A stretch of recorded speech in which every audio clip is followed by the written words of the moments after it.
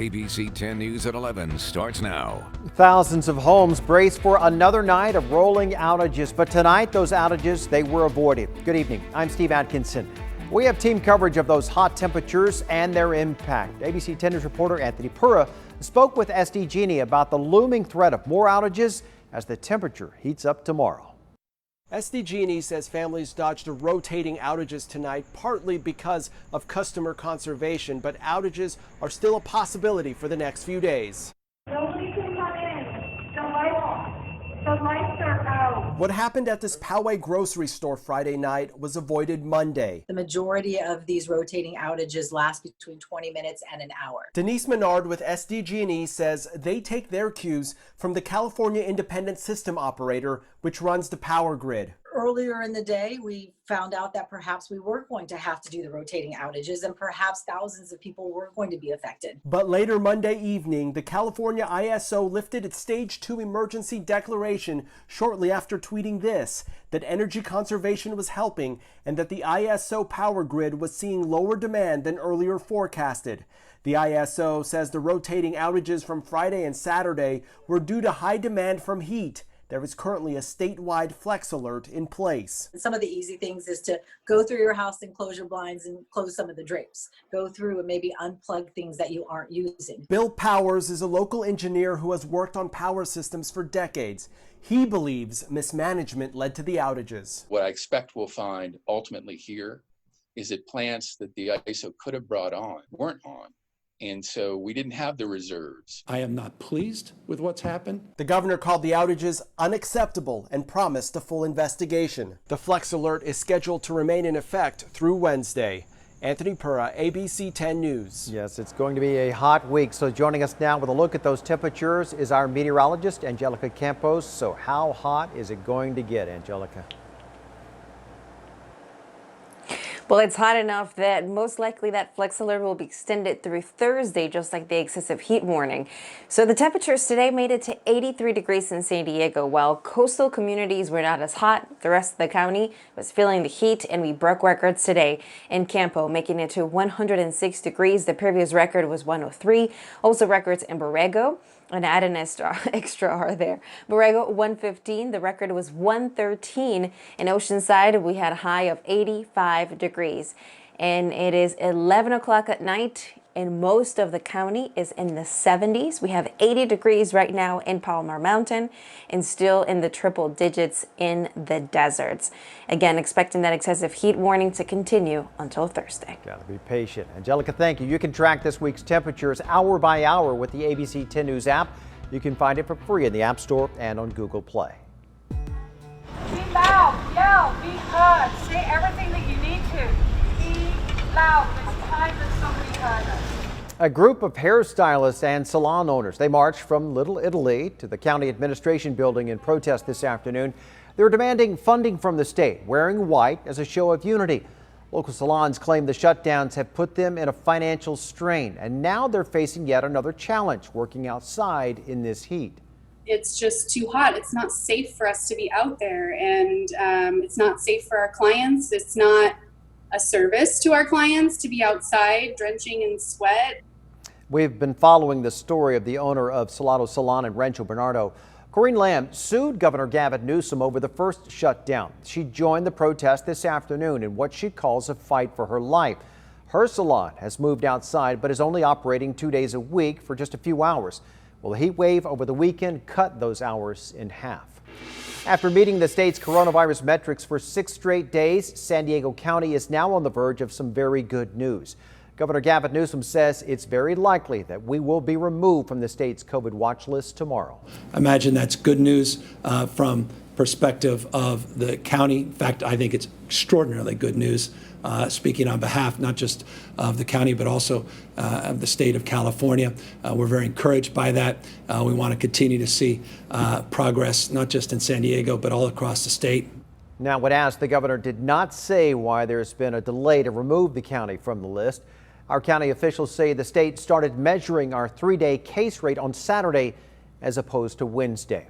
Now, this comes as the county marks the 200th day of this pandemic. If we come off the list tomorrow, that starts the 14-day countdown before schools are allowed to return to learning in the classroom. But beyond schools, San Diegans won't notice much. It won't have any effect on businesses for now, but county leaders do say that they're hoping for new guidelines from the state very soon. It's good news for K through 12 schools, but it doesn't apply to anybody else. And Dr. Galley said that they are working on that guidance. It's not quite ready yet, but he thought it would be coming out fairly soon. The county could always get put back on that watch list if we post 3 consecutive days of bad data. But the state says it will not force all schools to close. Testing would continue to determine if an individual school needed to close. More people are coming out to eat. And, as you can see, we're already almost full here. Many business owners are anxiously waiting to see what will happen once we're officially removed from the state's watch list. As our ABC 10 News reporter Mimi Alcala shows us, businesses in Escondido are doing the best they can to stay afloat. Some are thriving. As San Diego County inches closer to finally getting off of the state's watch list, we still don't know what exactly that means for businesses that have been waiting to reopen inside. We have asked the state for guidance on what they think the policy will be, the process will be. In the meantime, some cities have been working with businesses to ensure they can still operate outside. And some say they're thriving. More people are coming out to eat. Mia Davis and her sister-in-law Minky opened Miko Sushi in downtown Escondido this year.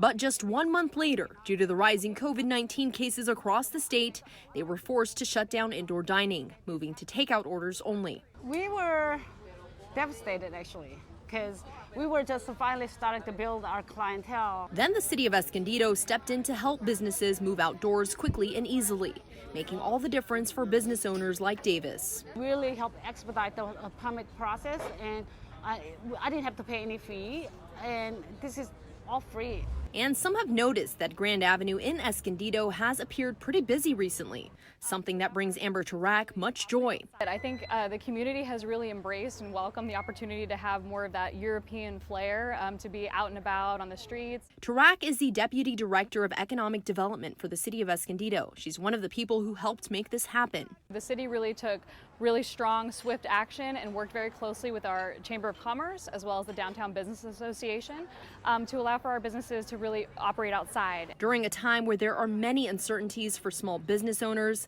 Davis says the opportunity to try something new and actually succeed has been rewarding. And I'm thankful that our business is doing well during this pandemic. Mimi Alcala, ABC 10 News. It's a nice setup. All right, here are the latest numbers on the coronavirus in San Diego County. 282 new cases were reported today. That brings the total to just under 35,000. There were no reported deaths. That is pretty common for a Monday, so that number stands at 626 for now. Your voice, your vote. Democrats kicked off the first night of their convention in a virtual format, of course. There were several speakers in support of Joe Biden and Kamala Harris, including some Republicans. Here's ABC's Andrew Dimbert. Star-studded speakers about the only familiar feel to this year's Democratic National Convention. Former First Lady Michelle Obama giving the keynote address like the rest of the DNC, digitally. I know Joe. He is a profoundly decent man, guided by faith.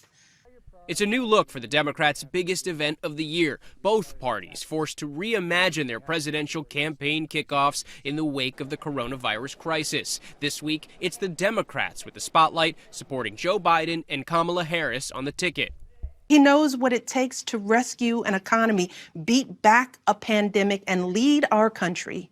The digital DNC challenged to capture the enthusiasm of years past without a crowd. The party hoping their lineup of speakers will still grab voters' attention. Now we need a leader as good as our people. A leader who appeals to the best within us, not the worst. And some of the headliners crossing the ideological spectrum, from liberal Senator Bernie Sanders to former Ohio governor and conservative Republican John Kasich. I'm proud of my Republican heritage, but what I have witnessed these past 4 years belies those principles. The Democrats also inviting 3 Republican women to speak, all endorsing Joe Biden for president. That person they hope Joe Biden defeats is President Trump, who spent the day countering the convention by stumping in swing states Minnesota and Wisconsin, hoping to steal some of the limelight away from his opponents. And they're making speeches that are taped. Who wants to listen to Michelle Obama do a taped speech? No, you got to have her get up there. But we're doing a real speech on Thursday. A new ABC News Washington Post poll shows Joe Biden with a 12-point lead over President Trump among registered voters. That same poll shows a spike in enthusiasm for Biden's campaign since Kamala Harris joined the ticket, and the Republicans, meanwhile, their convention kicks off next week. Andrew Dimbert, ABC News, Washington. And you can continue to watch the Democratic Convention right here on ABC 10 tomorrow through Thursday. First, we're going to have our newscasts at 4, 5, and 6, followed by World News with David Muir, and then live coverage of the convention at 7 o'clock.